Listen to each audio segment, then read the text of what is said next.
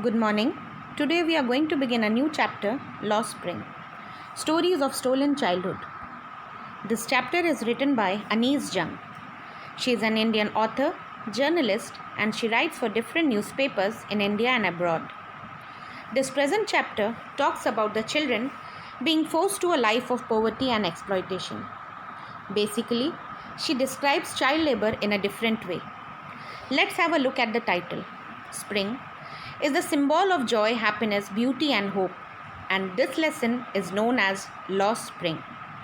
Childhood can be called the spring of a man's life, and the title is a metaphor used for the loss of childhood of the millions of children in India. The title has a tinge of irony also. Children are a source of joy and happiness, but ironically, millions of children, like our present protagonists Sahib and Mukesh, experience no spring in their lives, for their childhood is consumed in making a living. Through the poverty of Mukesh and Sahib, we come to know about their stolen childhood. The first part of the story deals with a boy named as Sahib Alam.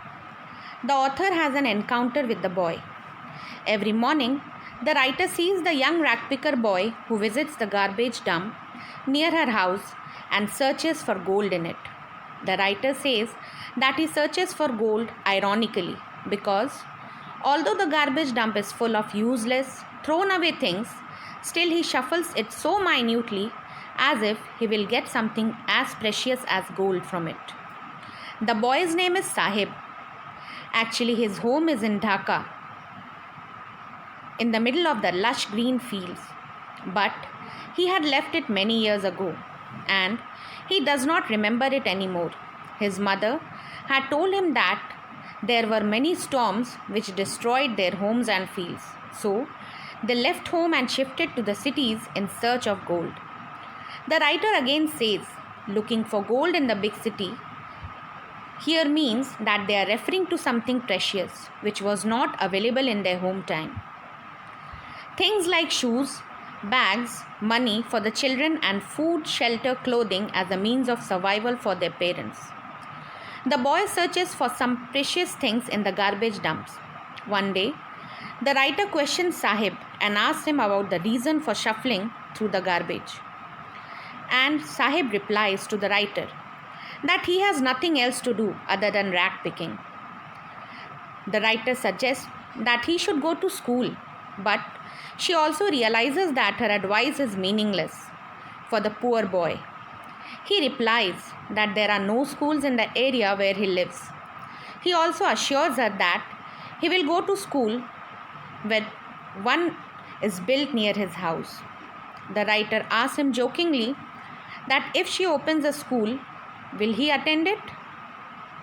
Sahib says that he would join the writer's school, and after a few days, he runs up to ask her whether her school is ready or not. The writer replied that it takes a lot of time to build a school. She felt ashamed at making a false promise. She said this as a joke and had never intended to open a school. So, she felt ashamed of herself. Sahib was not hurt because he was used to such false promises, as they existed in large numbers in this empty world. He was surrounded by such false promises made by everyone around him. His world was empty as no promise made to Sahib was ever fulfilled. So this story basically talks about Sahib Alam. His name means Lord of the Universe, but unfortunately his life is just opposite to it. The writer had known Sahib for a few months now. He went around the streets with a group of friends. It was like an army of boys who did not wear any footwear. They appeared in the morning like the morning birds and disappeared at noon. The writer could now recognize all of them as she had been seeing them for the past few months. The writer once asked one of them, why was he not wearing any footwear? The boy simply replied that his mother did not get them down from the shelf, as they were beyond his reach, so he did not wear them. Another boy, who was wearing a different shoe in each foot, said that even if his mother would have given him the footwear, he would have thrown it away. He meant that the boy was not wearing the footwear because he did not want to wear one. The writer asked another boy the reason for wearing a different shoe in each foot.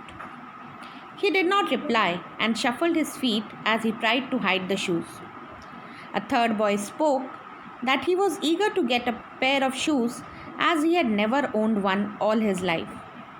The writer takes examples of shoes to highlight the condition of these boys.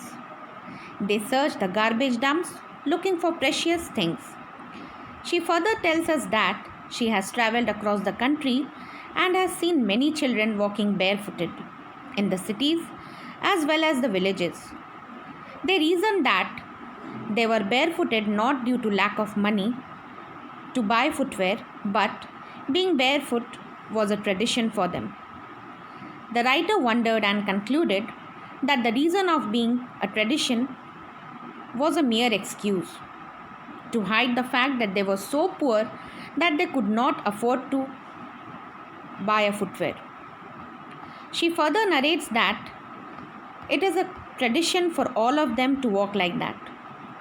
The writer further describes the area where these rag picker boys live. It is Simapuri. It is located at the outskirts of Delhi, which was very different from the capital of the country.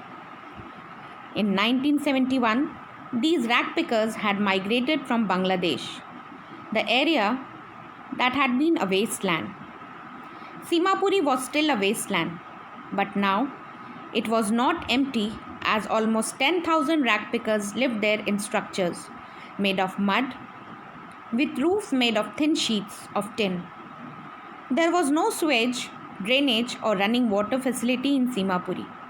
They lived in unhygienic conditions. It was a piece of wasteland where the garbage of the city was collected. These people had started living there illegally. The rag pickers had been living illegally there for the last 30 years. They have occupied the area without government permission or ownership. The politicians of the area have provided them ration cards and voter identity cards. They got grocery for their family through these ration cards, and in return, they cast their votes in favor of the politician who had helped them. The writer asked a group of women who were wearing torn saris that why did they leave their homes in Dhaka? They replied that if they were able to satisfy the hunger of the families and sleep well at night, they were happier to live in Simapuri than their fields in Dhaka, which were ruined and gave them no food. Wherever they find food, they pitch their tents. These people traveled in search of food, and wherever they found it, they set up temporary homes and started living there. Their children kept on growing there, and gradually they also started helping their parents in seeking means of survival. For those who lived in Simapuri, the means of survival was rag picking, as they had been doing it for many years. They became trained at rag picking and did it so well. For the rag pickers, the garbage was as precious as gold. These families searched the garbage dumps and got things which they sold to fund their food. They gathered torn or damaged sheets which were used to cover the roof of their homes. These did not cover them well, but still provided them with some protection. For the children, the garbage dumps were more than a means of survival. Sahib was happy to say that sometimes he found a rupee or even a 10 rupee note in a dump. He often found something or the other in the dump. For the children, the garbage dump was a means of fulfilling their dreams, although partially, while for the parents, it was a means of aiding survival by providing the basics: food, clothing, and shelter. One winter morning, the writer saw Sahib standing by the fence of a club. He was watching a tennis game being played by two young men.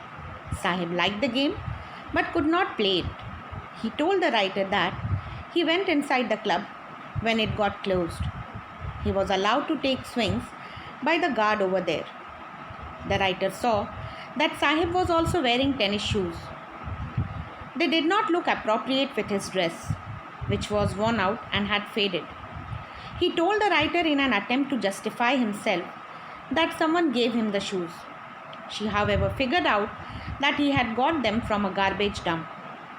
They must have been thrown away by a boy from a rich family as he did not want to wear them anymore. Probably they had a hole or two in them, due to which he did not want to wear them. On the contrary, Sahib was not bothered by this fact, and he had no problem wearing them as he could not afford anything better than that. He walked barefooted, and to wear a shoe with a hole was like a dream for him. Although, due to the garbage dump, Sahib's dream of wearing shoes had been partially fulfilled, but his desire to play tennis would never be fulfilled. One morning again, the writer met Sahib, who was on his way to the milk booth. He was holding a steel container. He told her that he had got a job at the nearby tea stall and that he would earn 800 rupees a month and get meals too. The writer asked him if he liked the job, as she could see that he had lost the carefree look now, as now Sahib was working for someone else and was carrying his master's container. He was burdened with responsibility also. Earlier, although he was a rag picker, Sahib would carry his own bag and was his own master.